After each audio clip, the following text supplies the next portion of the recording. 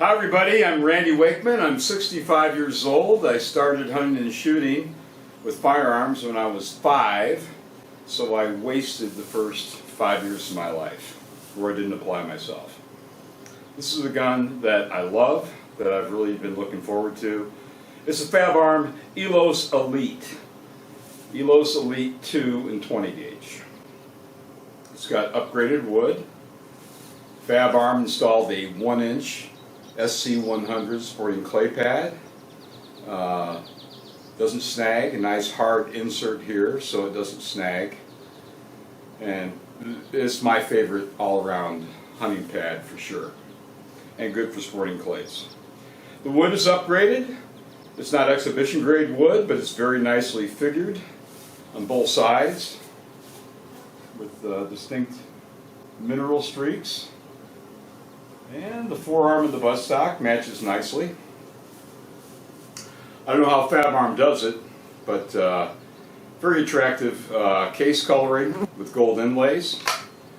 Gold inlays on both sides and on the bottom. This is a great looking gun. The trigger is stippled in front, gold trigger, it's stippled. There's a very slight palm swell. The safety has good enough purchase to knock it off easily, which is critical as far as I'm concerned for pheasant hunting. And, let me grab a couple shells and see if it goes bang. It has a selectable trigger. When you see the 2 red dots, that indicates which barrel is going to fire first. It's got inertia triggers.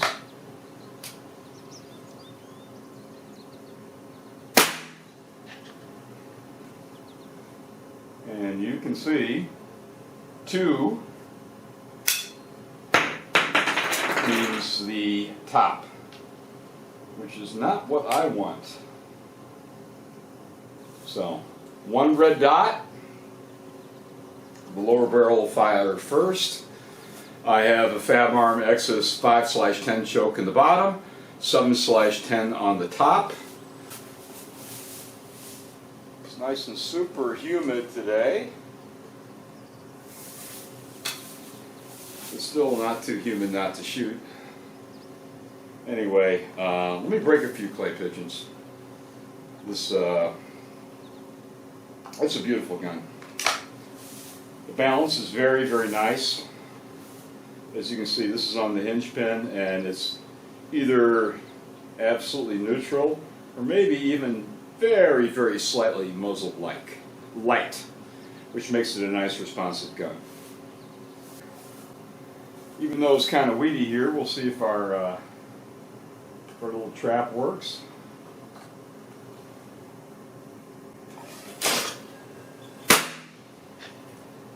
And it does.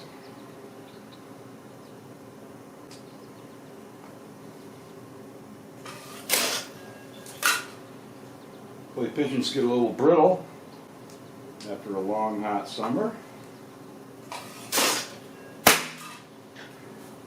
Yeah, a big thing for me. Everybody has their different view on things, but what makes a good gun great is how well it comes up. Now, of course, if I've got my upland jacket on, you don't want anything that's going to snag. You want something that just flies to your shoulder without even thinking about it. And that's what this Fabarm has to offer. It just comes up beautifully. The best of any over and under that I can remember. So that's why I'm so enthusiastic about it. The ejection is very good, as you can see. The chokes are steel rated all the way through a 9/10, extremely long chokes, which means less stress on the choke. Very, very long tapering constriction. So you don't have to worry about steel all the way up through the 9/10 extra full. They do make a lead-only choke, which is a 10/10. Sticker price on this is, I think, about $37.50. Of course, the normal dealer discounts apply. Unlike the automobile industry, Fabarm dealers rarely sell it sticker. But of course, it's up to the individual dealer what the final price is going to be. But this is my kind of gun. There are a lot of shotguns out there that have little problems that are problems, big problems for me. You might like Berettas. Beretta's been around for a long time. And the go-to for years is that if you want a decent entry level over and under, Beretta or Browning. Well, for hunting guns, Beretta has a flush-mounted safety with no knurling, and with wet hands, frozen hands, gloved hands, it's hard to get off. And that's why my brother-in-law, several friends of mine that like the looks of the Beretta, after one hunt, they're for sale because it's unintended pheasant conservation. So that's a real problem. Browning is not that way. Normally Browning has a very good purchase on their tang safeties. However, Browning has straight stocks on most of their guns. Most people, not everyone, because I can shoot a straight stock well. Most people, whether right or left-handed, can use a little cast to get your eye automatically right in the center of the bead without aiming. It's just intuitive.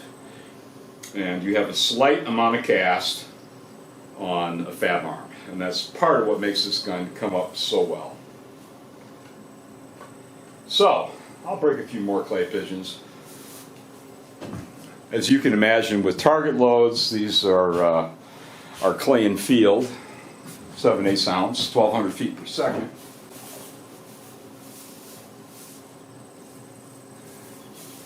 The recoil is next to nothing. So it's something that's not going to present a problem for anybody on a busy dove field or even casual clays. Some people might want an 8-pound gun for dedicated clay shooting. I get that. This gun is about 6 pounds 10 ounces. So just a tad under 6 3/4.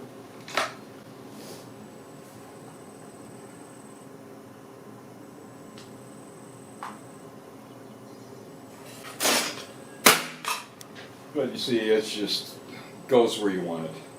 Fabarm is also known for extremely good barrel regulation.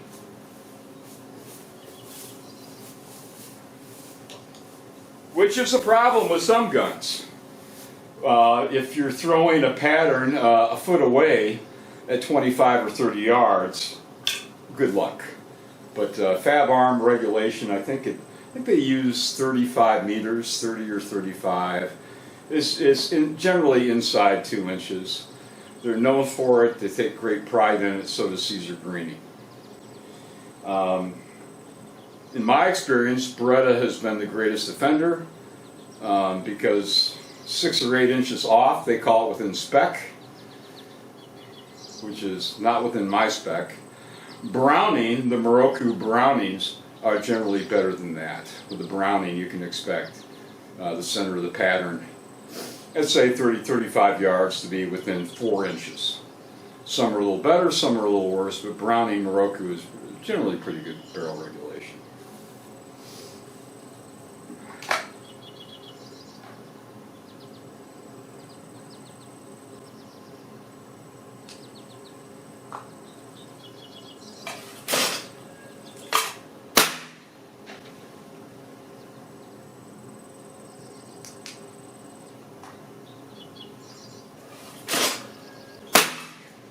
Yeah, there's just no problem with this gun, which is exactly the reason I'm going to be chasing pheasants with it this fall.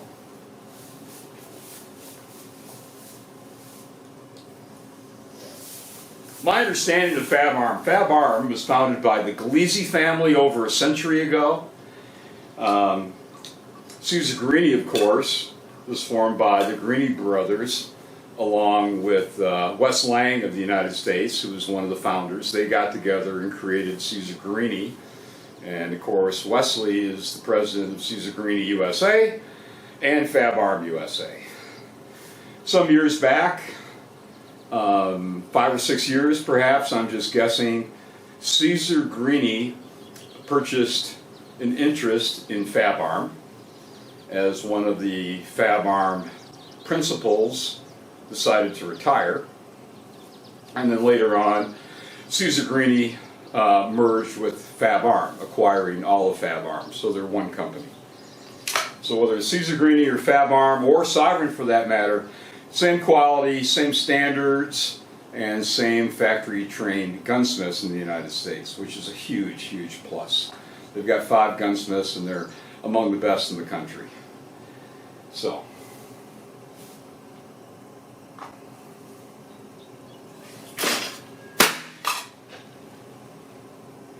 yeah, this just hammers clays, and obviously they're straightaways, but goes where you point it.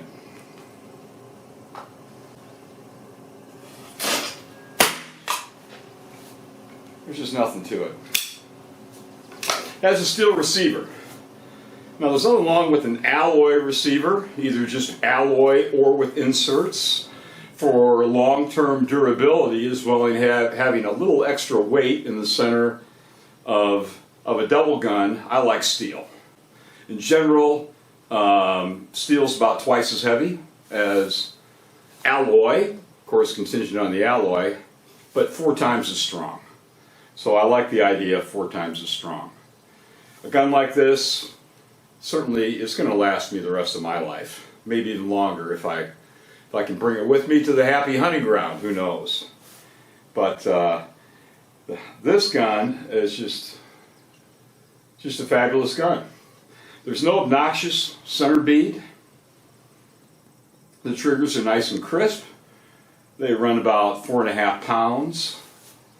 And for a nice upland gun, the weight is good. Of course, with an over and under, nice, slim trim. Fast to shoulder, just comes right up. And all I see is the very tip of the bead, no rib whatsoever. So, Caesar Greeny, Fabarm, they're busy. They go to all the major events. I think they've got several gunsmiths down at the Grand in Sparta, Illinois right now. But this is one fabulous gun. The triggers are nice and crisp. They are inertia triggers.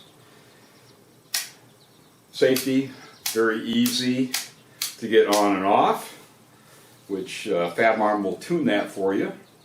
It's not a resetting safety, which is horribly obnoxious and I personally hate. Although if you want one for some unknown reason, Fabarm can install it.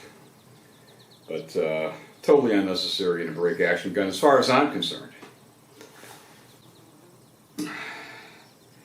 Very rarely do I have a gun that I test. Out of the hundreds and hundreds of guns I test, that there's just nothing to improve. And I like it. I like the weight, certainly like the balance, I like the way it shoulders. Normally I try to find something to pick at, or at least something that you can consider, because your views might be a little different than mine. But it's a good weight for an upland gun, what people call upland. I don't want a gun over 7 pounds. That's the limit. That's what Jack O'Connor always said. So under 7 pounds, you're good. 6.5 to 6 3/4 is ideal. And like I said, this is maybe 6 pounds, 10 ounces or so.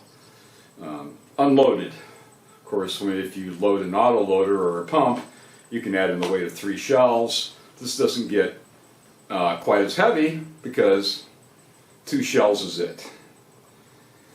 So I really can't say enough about it. I tested one before and I fell in love with it, and I decided that I needed to buy one. So I ordered one from Fabarm USA. And that was maybe 4 months ago.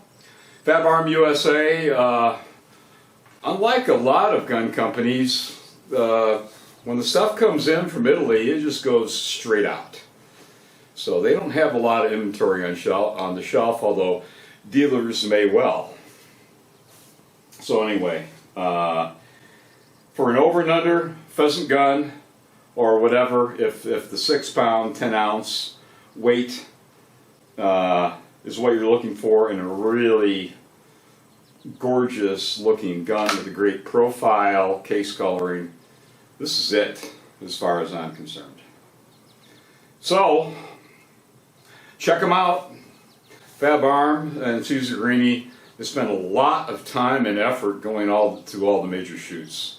So you can certainly shoulder them and shoot them and see how it fits you. But the pheasant population apparently is very, very good, according to a conservation officer I spoke with a little bit ago. I mean, last year was a great year for wild pheasants where I'm at, and I think this year is going to be the same. So, sorry to not have much to quibble about, but this is just one beautiful gun. And if I'm going to compliment a gun, I don't think there is a higher compliment than to use it constantly. And that's what I plan on doing this fall. So A+ on the Elos Elite 2. Very nice. And that was the pheasant cackling in the background. So we'll see you later.